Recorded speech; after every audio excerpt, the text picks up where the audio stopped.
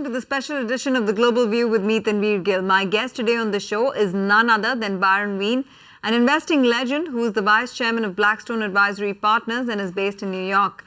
He's the best placed speaker on the upcoming US elections and what the outcome would mean for world markets, including high growth markets like India. Mr. Wien, it's great to have you on the show. Thanks very much for taking out the time. Let me start off with the burning question. Is the Clinton win a certainty? Will the FBI warrant issue make this a nail-biting finish to the end, despite what opinion polls might be indicating? If Clinton wins, I think the market has already priced that in. If Trump wins, the market has not priced that in, and so I think the reaction would be negative. So if Clinton gets 300 or so electoral votes, that's to be expected. And I don't think there'll be a significant market reaction. That's what I think will happen. If Clinton got a lot more, and if the Democrats take the Senate, then I think the market reaction might be more pronounced, but I don't know exactly what direction it would be in. I think it might be somewhat negative if the Democrats take the Senate. On the other hand, if Trump wins, I think the reaction would be very negative. Sure, but how bad would the hit be for markets if Trump became president? I think, well, my own view is that the market is pretty fully priced right here. So I don't expect it to go up much between now and year end. And because valuations are high and because the Fed is going to tighten in December, I think it's very likely that the market could be weak between now and year end. Right, Mr. Wien, the next important question then is, how would who wins influence the Fed's decision? Is it a foregone conclusion that the Fed will hike in December? Remember, when the Fed raised rates in December of last year, they said they would do it 4 times this year.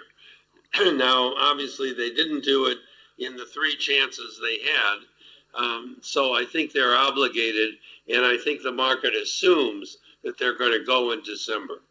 You know, you had predicted in Jan 2016 that the Fed would actually hike only once. Are we staring at a shallow rate tightening cycle, one hike each year, or will they move faster in 2017? I think they may do more in 2017, but I don't think they'll do a lot. Just as they're just raising rates once this year, they may do it twice next year. I think it'll be data dependent. If the economy is quite strong next year, which I don't expect, they could do it at least 2 times and maybe more. But if the economy continues on its present path, roughly a 2% growth rate, I don't think they'll do more than 2 hikes in 2017. But can the US Fed hike faster, given that the rest of the world's central banks are still in easing mode? I think you've raised a very good point here. The rest of the world is easing. I think that'll restrain the Fed from doing any significant additional tightening. But I still think they could go twice. Mr. Wien, in previous bull markets, even in 2004, growth averaged at around 3% plus for the US. And we haven't really seen that kind of growth momentum come back. Even sustaining 2.5% is turning out to be a challenge. Is that the new normal on growth? I think that what you have here is a situation of secular stagnation. The economy grew at better than 3% in most of the post-World War II period. After the recession ended in 2009, since then, it's only been able to grow at 2%. That's a 1/3 slowdown in growth. I expect the economy to proceed on a 2% growth path for the next several years. So even 2% is turning out to be a challenge, growth to achieve 2% and sustain that mark? I believe is that the first quarter was 1.2, the second, or 0.8, the second quarter was 1.4, the third quarter was 2.9, but that's the first quarter we've had above 2. So consequently, I don't think that we're going to have a growth rate close to 3%. I think it's going to be closer to 2%. Give us a sense on what you are feeling about the jobs market in the U.S. The data on monthly non-farm payrolls has been patchy. Private sector hiring has also been showing some slack. Ms. Yellen has said that at 5% unemployment rate, keeping the run rate at adding 200,000 jobs each month is not feasible. What's your own sense? Well, I think we'll continue to create jobs at around the 200,000 monthly rate. But I think the most important thing to focus on in the employment picture is the decline in the participation rate. The participation rate has gone from 66% to 62%. You really need to create more than 200,000 jobs in order to draw some of those people who have dropped out of the workforce back into the workforce. But Mr. Wien, joining the dots, and you understand the internals of the U.S. economy better than most, is the U.S. economy indeed holding out? Many optimists believe that the U.S. economy is on a strong footing. Do you believe that to be the case versus the rest of the world, or is it still struggling internally? I actually think Europe is doing better than people expected. Europe is growing about 1.5%. UK is doing about that well. Some of the figures coming out of the UK are relatively strong, but of course Brexit hasn't kicked in yet. So there tends to be a general feeling of optimism about the fact that Brexit won't hurt either the UK or Europe all that much. But we'll have to see when Brexit actually starts what impact it has. Sure, but the U.S. economy on a relative basis to the rest of the world, do you think is holding its own place? I think what you should take from my answer is the U.S. economy is okay, not great, and the European economy is okay, but not great. So the good news is at the beginning of this year, the outlook around the world was very uncertain. We were talking about a hard landing in Japan, in China. We're not talking about that anymore. So the result is that there's modest growth around the world, and that's a reasonable investment environment. What about the recent dollar strength? How do you read into that? Is it just safe haven buying or reflects value in U.S. assets? I think that the dollar strength is indicative of money flowing into the U.S. Now, some of that is flowing into U.S. bonds because our bonds have a positive yield, a low yield, but a positive yield. 10-year treasuries yield about 1.8, whereas there are negative interest rates in Germany and Japan.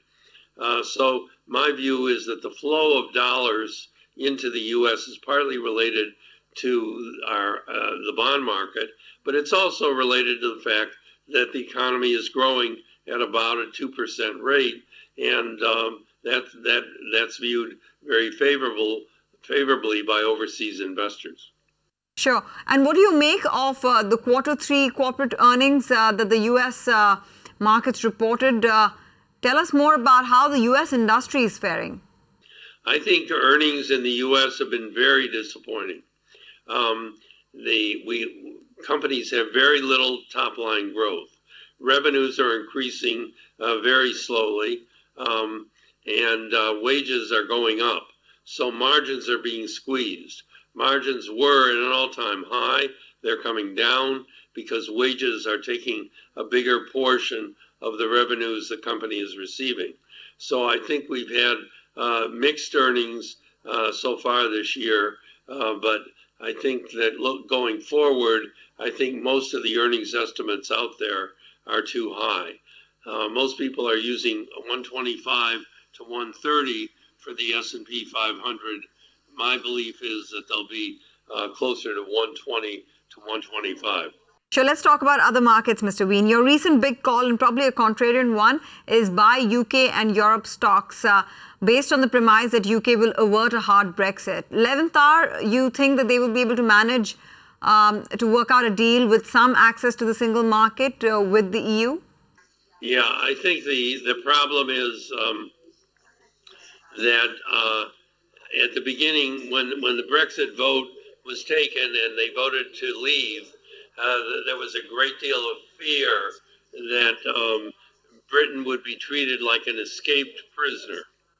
My belief is that, and I had a brief conversation with Theresa May, the new Prime Minister, about this, that Europe has a lot to lose by not having workable bilateral agreements with the UK.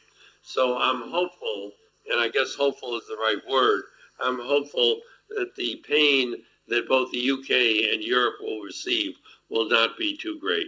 Are you bullish on emerging markets being the oasis for growth and returns? Yes, I'm positive on emerging markets. They're a part of my model portfolio.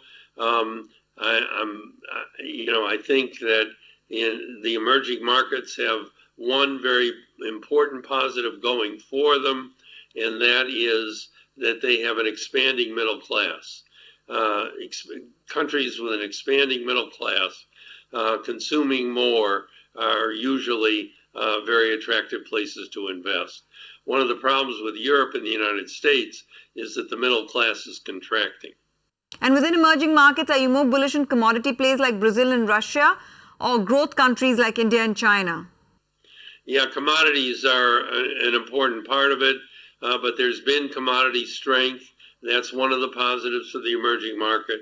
But the other is that they're doing well. India and China are growing between 5 and 10%, and that compares very favorably to Europe and the United States. Mr. Wien, you'd predicted at the start of the year in your big surprises for 2016 that oil would languish at $30. Now, of course, the street is calling for $60 to a barrel. Is the oil market normalizing?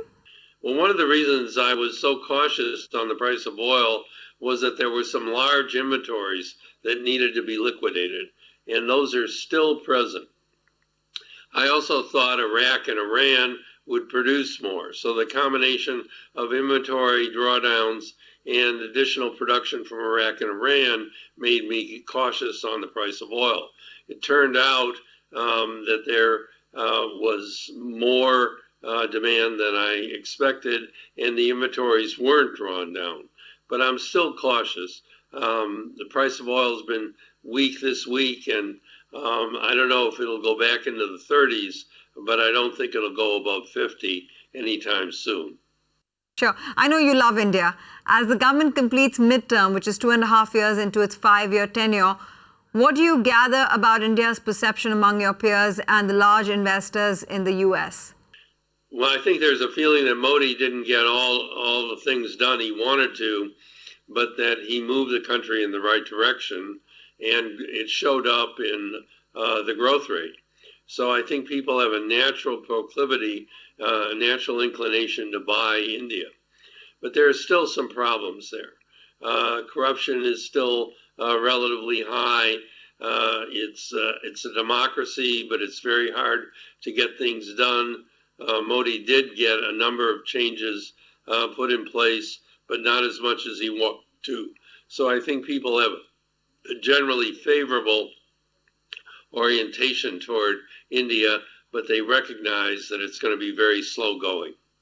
But if I were to ask you, what are the 3 things India must do to draw more investment? What would those be? Reduce corruption, increase the efficiency of Parliament, get the government to approve more of the reforms faster, and improve the infrastructure. Those are 3 things they should get done. Let's talk about risk aversion. Is the rally in gold telling us to brace for a rocky 2017? I think, gold has done better this year. Gold does better in times of uncertainty. There's certainly enough uncertainty out there. So my belief is that what we have is an environment where some of the people who have a natural tendency to buy gold are motivated by the uncertainty, but others are not. So consequently, there are some natural gold buyers who are motivated to act, and there are some skeptics. So there's been a trend toward higher prices, but I don't think the overall investment community has embraced gold at this point. But do you think that this rally, this stupendous rally in gold that we've seen this year, will continue into the new year as well? I'm not a super bull on gold. I have some gold in my portfolio, but it's a hedge against some disaster taking place out there. This year has been great for government bonds in developed markets as well as emerging markets. Will the buying interest continue there? I think the move in government bonds is coming to an end. I own no government bonds of the developed markets in my portfolio. I own some government bonds of emerging markets in the portfolio, but no British gilts, no U.S. Treasuries, because I think there's a higher probability of rates rising in 2017 than not. Lastly, Mr. Wien, you've talked about how a recession is not imminent, but tell us, what would be the 3 signs that would indicate the next bear market or the world heading towards a recession? Well, bear markets usually give you a warning signal. The Fed is usually aggressive. The yield curve is inverted. Inventories are bloated. You usually have a euphoric feeling in the stock market, and none of those things are in place. And we'll be keenly watching out for those signs. Thanks very much, Mr. Wien, for joining us and giving us your insights on what the upcoming U.S. elections could mean for world markets. Really appreciate your views as always. Well, thank you for having me. Well, with that, we come to the end of this edition of The Global View with Byron Wien. Thanks very much for watching the show.